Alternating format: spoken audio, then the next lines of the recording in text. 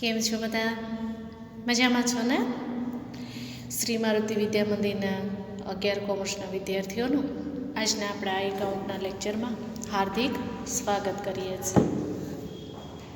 જો લાસ્ટ લેક્ચરમાં આપણે 8મા ચેપ્ટર સુધી એટલે કે 7મું ચેપ્ટર પૂરું કર્યું છે. હવે આજથી આપણે 8મું ચેપ્ટર શરૂ કરી રહ્યા છીએ.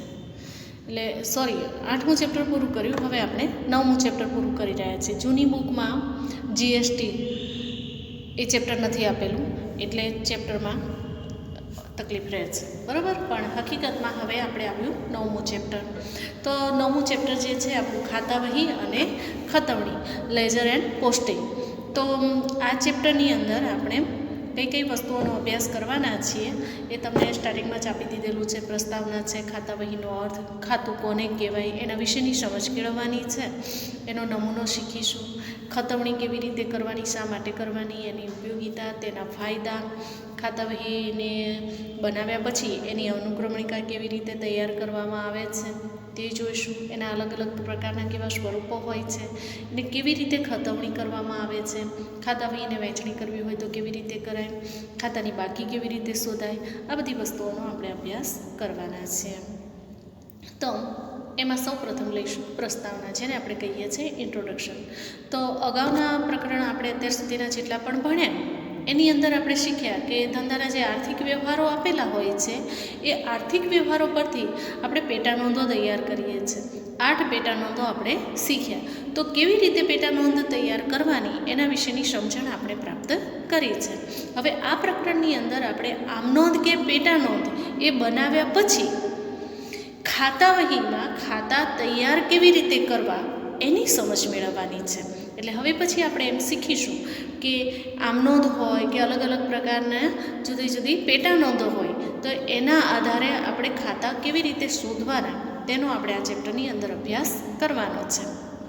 કોઈપણ એકમની અંદર કોઈપણ ધંધો હોય તો એ હિસાબી એકમની અંદર એ હિસાબો જ્યારે તૈયાર કરવામાં આવે ત્યારે જુદા જુદા ખાતાઓ તૈયાર કરવામાં આવે છે.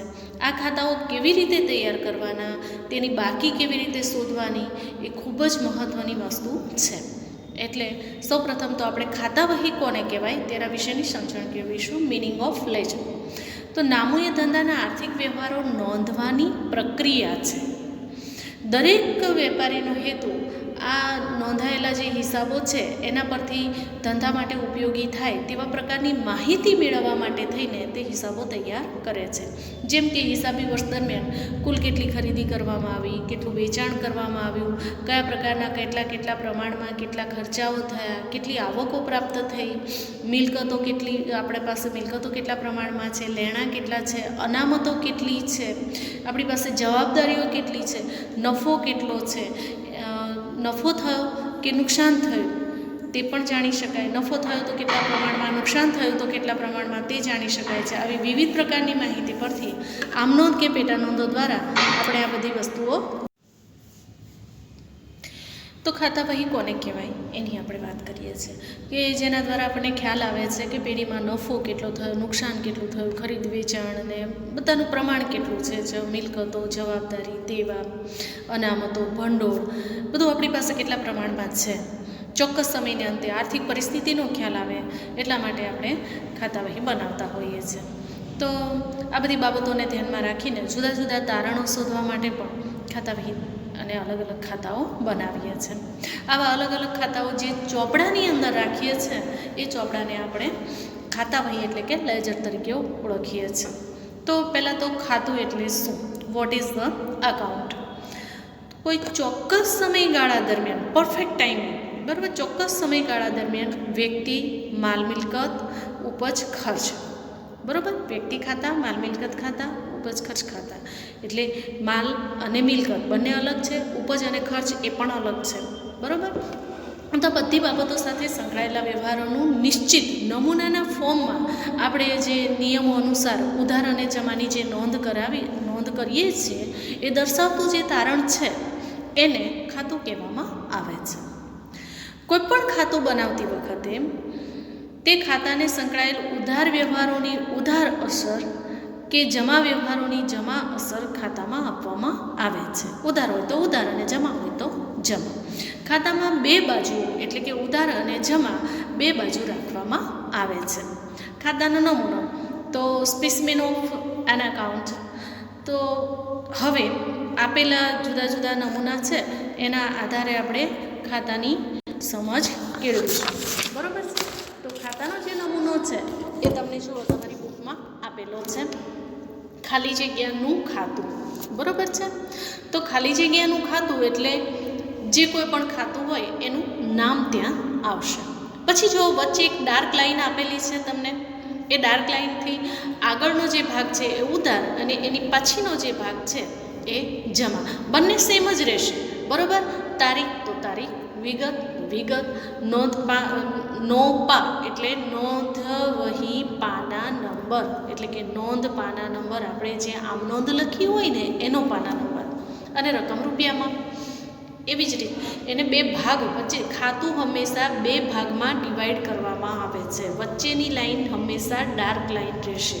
એની આગળની જે છે ઉધાર કહેવાશે અને પાછળની છે તે જમા કહેવાશે. ઉધાર અને જમા કમ્પલસરી લખવું પડે. તો દ્વિનોંધી નામા પદ્ધતિ પ્રમાણે આપણે દ્વિનોંધી એટલે બે અસર અને બે ભાગમાં વહેંચીને લખીએ છીએ. તો દરેક ખાતાની ડાબી બાજુ જે છે એને આપણે ઉધાર અને જમણી બાજુને જમા બાજુ તરીકે ઓળખીએ છીએ. આપણને જે નમૂનો આપેલો છે એવી જ રીતે ખાતા બનાવવામાં આવે છે અને આવા ખાના પાડીને અલગ અલગ પ્રકારના ખાતામાં તેની નોંધ કરવામાં આવે છે. એમાં સૌથી પહેલું છે તારીખ એટલે કે ડેટ. તો ખાતામાં જે વ્યવહારની અસર થતી હોય તે વ્યવહારની તારીખ તેની અંદર દર્શાવવામાં આવે છે. આ જ તારીખ આમનોંધ કે પેટાનોંધની અંદર પણ લખેલી હોય છે. બીજું પર્ટિક્યુલર્સ એટલે કે વિગત. તો વિગતનું જે ખાનું છે એ ખાનામાં જ્યારે ઉધાર બાજુ નોંધ કરતા હોઈએ ત્યારે તે વ્યવહારની જમા અસર પામેલ નામ લખવામાં આવે છે. બરોબર. ખાસ યાદ રાખજો, ઉધાર બાજુ લખતા હોય ત્યારે જમા અસર પામેલ ખાતાનું નામ લખવામાં આવે છે. એનાથી ઉલટું દ્વિનોંધી છે ને એટલે સામસામું હશે. એટલે જ્યારે જમા હોય ત્યારે કયું ખાતું લખશું? જમા બાજુ જ્યારે નોંધ કરીશું ત્યારે ઉધાર ખાતું જે અસર પામતું હોય તે ખાતાનું નામ લખવામાં આવે છે. એટલે કોન્ટ્રાસ્ટમાં લખવાનું. ઉધાર બાજુ લખતા હોય તો જમા ખાતાનું નામ, જમા બાજુ લખતા હોય તો ઉધાર ખાતાનું નામ લખવામાં આવે છે. નોપા એટલે કે નોંધણી પાના નંબર. JF જનરલ ફોલિયો જેને આપણે કહીએ છીએ. તો જનરલ ફોલિયો નંબર જે છે એ એમાં લખીએ છીએ. તો આમનોંધ કે પેટાનોંધના ચોપડામાં દરેક પાનાને અનુક્રમ આપેલા હોય છે. તો ઘણી વખત તમારી જે તમે લેશન લખવા માટે નોટબુક્સ લાવો છો ને એમાં ફૂલ સ્કેપની જે બુક હોય છે એમાં પેજ નંબર છાપેલા હોય છે. ડોમ્સ ને એવી બધી બુકની ઉપર તો હોય જ છે, પેજ પ્રિન્ટ કરેલા હોય છે. એવી જ રીતે આ છાપેલા પેજ હોય છે. તો જે કંઈ પણ ચોપડાની અંદર આપણે આ નોંધ કરી હોય એમાં એનો જે અનુક્રમ નંબર આપેલો હોય, ન હોય તો અનુક્રમ નંબર આપવા પડે, અને હોય તો એ પેજ નંબર લખવામાં આવે છે. તો નોંધની અસર ખાતામાં આપવાની હોય તો આમ નોંધ કે પેટા નોંધમાં પાના નંબર પર જે પાના નંબર હોય એ નંબર આની અંદર લખવામાં આવે છે. આમ નોંધ કે પેટા નોંધમાં ખાતા વહી નંબર વ્યવહારની સામે લખવામાં આવે છે. ધંધાના વ્યવહારોની નામાના ચોપડામાં આપેલ અસરોની મેળવણી કે ચકાસણી સરળતાથી થઈ શકે તે માટે આ નોંધણી પાના નંબર લખવામાં આવે છે. ત્યાર પછી છે રકમ એટલે કે અમાઉન્ટ. આમનોંધ કે પેટા નોંધમાં વ્યવહારની જે રકમ દર્શાવેલી હોય તે જ રકમ જ્યારે વ્યવહારની ખાતામાં અસર આપીએ ત્યારે રકમના ખાનામાં તે લખવાની હોય છે. બરાબર. એટલે વ્યવહારની સામે જેટલી રકમ હોય એટલે ખાતાની સામે જે રકમ હોય એ રકમ આપણે રકમના ખાનામાં લખવાની હોય છે. ઉધાર બાજુ ઉધાર રકમ લખવાની હોય છે, જમા બાજુ જમા રકમ લખવાની હોય છે. હવે ખતવણી શા માટે કરવી જોઈએ? તો પહેલાં તો આપણે ખતવણી એટલે શું એ સમજી લઈએ. તો મિનિંગ ઓફ પોસ્ટિંગ. ખતવણીને શું કહેવાય? પોસ્ટિંગ કહેવાય. Meaning of posting. આમનોંધ કે પેટાનોંધ પરથી નામાના નિયમો પ્રમાણે જે તે વ્યવહારને ખાતા વહીમાં અસર થતી હોય તે ખાતામાં તેની ઉધાર કે જમા બાજુ નોંધવાની જે આખી પ્રોસેસ છે તેને ખતવણી કહેવામાં આવે છે. ખાતા વહીની ઉપયોગિતા કે તેના ફાયદા આપણે શા માટે તે રાખીએ છીએ? Utility or advantages of ledger. તો નામું રાખવાનો હેતુ નાણાકીય લેવડ દેવડની માત્ર જે લેવડ દેવડ કરીએ છીએ એની માત્ર નોંધ રાખવા પૂરતો જ મર્યાદિત નથી. નામાના આધારે જ વેપારીને ધંધાની આર્થિક પરિસ્થિતિનો ખ્યાલ આવે છે, તેનો નફો છે કે નુકસાન છે તો કેટલા પ્રમાણમાં છે તેનો ખ્યાલ આવે છે. હિસાબોમાં જે આપણે તારણો તારવીએ છીએ એના આધારે ધંધાના નીતિ વિષયક નિર્ણયો લેવા માટે પણ તે આપણને ઉપયોગી થઈ શકે છે.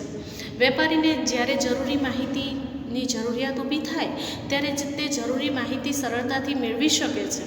તો ખૂબ જ ઝડપથી અને સરળતાથી આવી રીતે વ્યવહારો પરથી માહિતી મેળવી શકાય છે, એટલા માટે પણ ખાતાવહી રાખવામાં આવે છે. આમ નામાના મુખ્ય હેતુઓની પૂર્તિ ખાતાવહી દ્વારા જ શક્ય બને છે અને એટલા માટે ખાતાવહીને ચોપડાઓનો રાજા એટલે કે કિંગ ઓફ બુક્સ તરીકે ઓળખવામાં આવે છે. તો ત્યાં અંડરલાઈન કરજો. બરાબર, ખાતાવહીને શું કહેવામાં આવે છે, ખાતાવહીને બીજા કયા નામથી ઓળખવામાં આવે છે, અથવા તો કિંગ ઓફ બુક્સ એ શું છે, તો એ ખાતાવહી છે.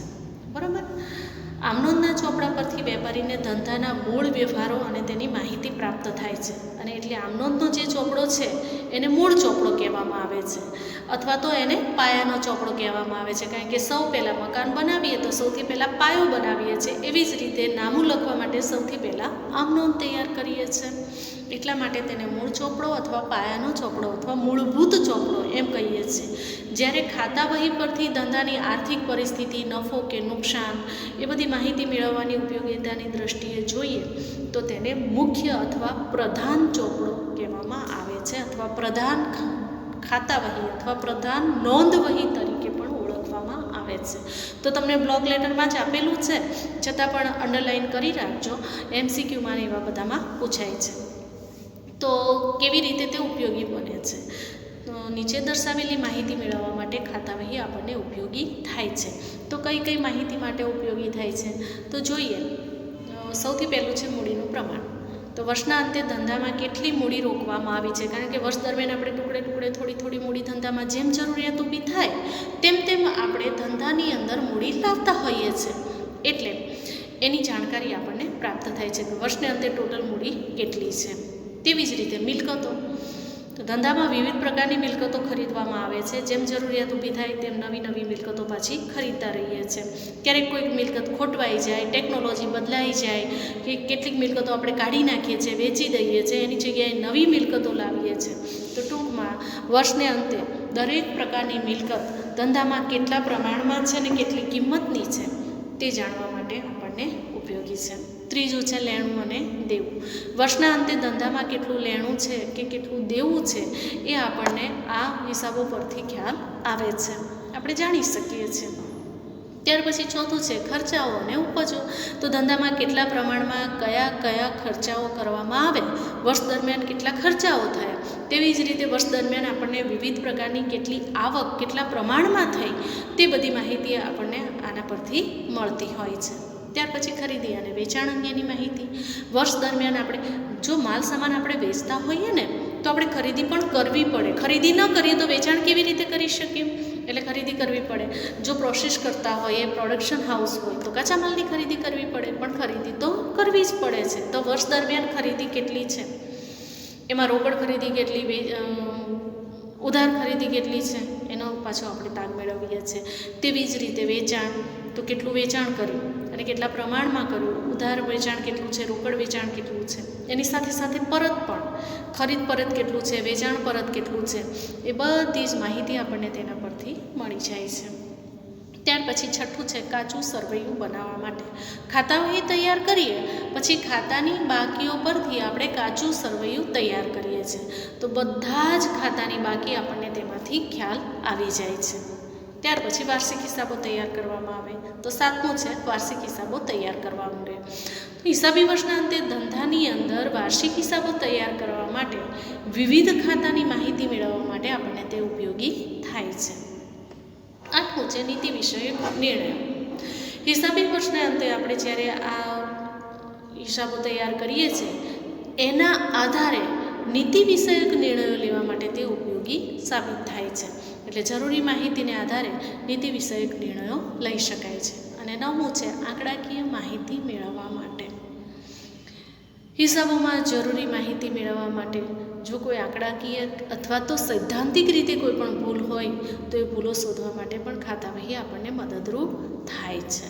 તો આ હતી ખાતા વહીની ઉપયોગિતાઓ, તેના ફાયદાઓ. બરાબર, પરીક્ષામાં પૂછાય છે, 3 માર્ક્સમાં પણ પૂછાય છે, એટલે તમારે વ્યવસ્થિત રીતે તૈયારી રાખવાની. હવે ખાતા વહીની અનુક્રમણિકા, ઇન્ડેક્સ ઓફ લેજર.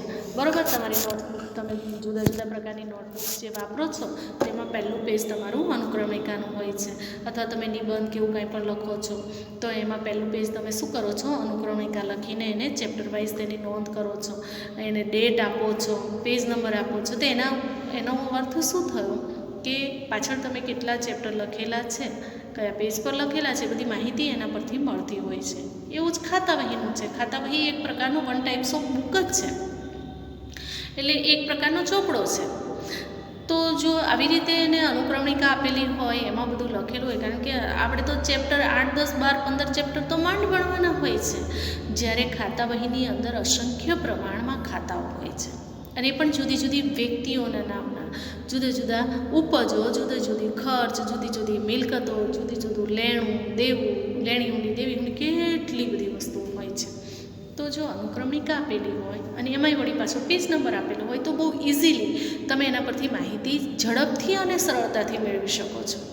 એટલા માટે ખાતા વહીમાં ધંધાકીય વ્યવહારોની અંદર ઉદ્ભવતા બધા જ પ્રકારના ખાતા બનાવવામાં આવે છે. જેટલા ખાતા અસ્તિત્વમાં આવ્યા હોય એ બધા જ ખાતા વહીમાં બનાવવામાં આવે છે.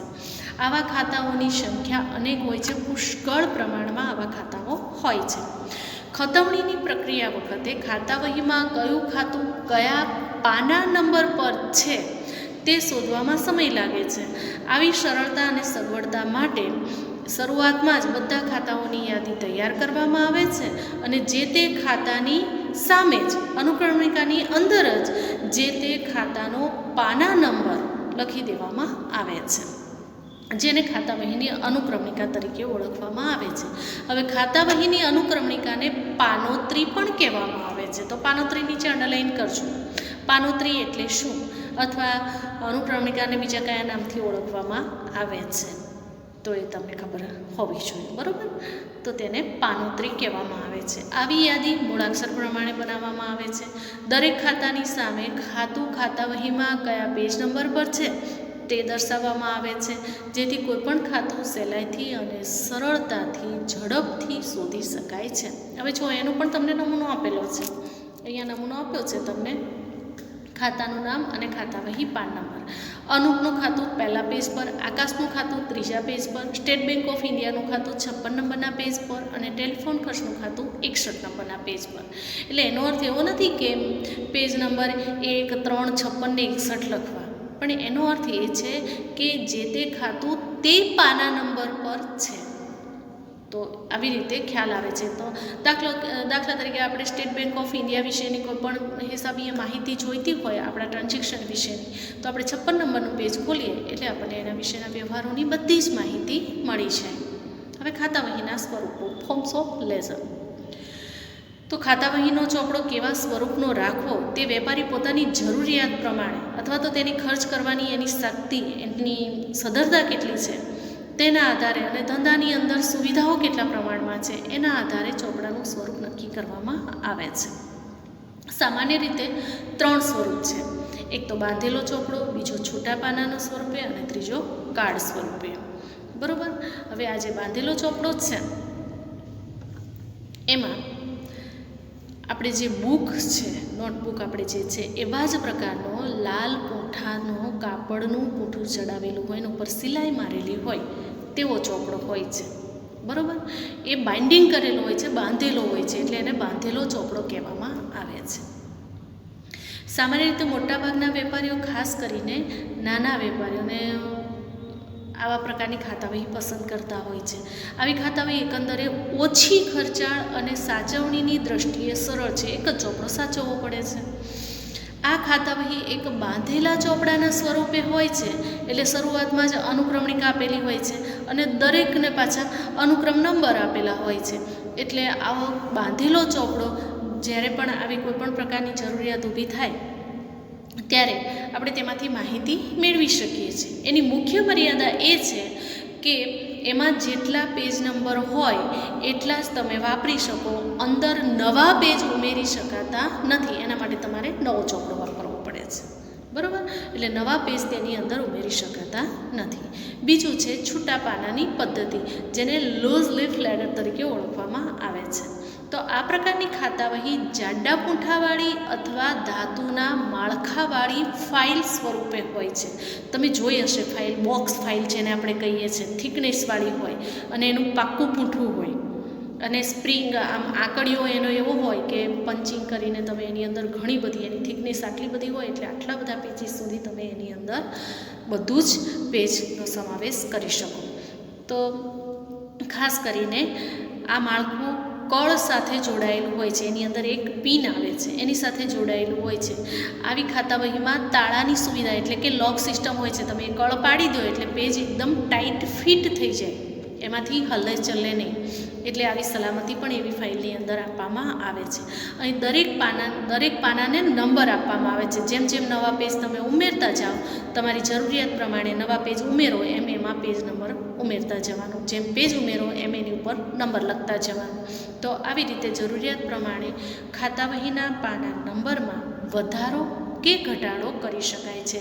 કારણ કે ફોલ્ડિંગ છે, ન જરૂરી હોય અથવા બિનજરૂરી હોય, ઓછા કામના હોય અથવા તમારે એનું સોર્ટિંગ કરવું હોય તો તમે એમાંથી પેજ કાઢી અને અલગ અલગ પ્રકારના પેજ તેની અંદર જોડી શકો છો.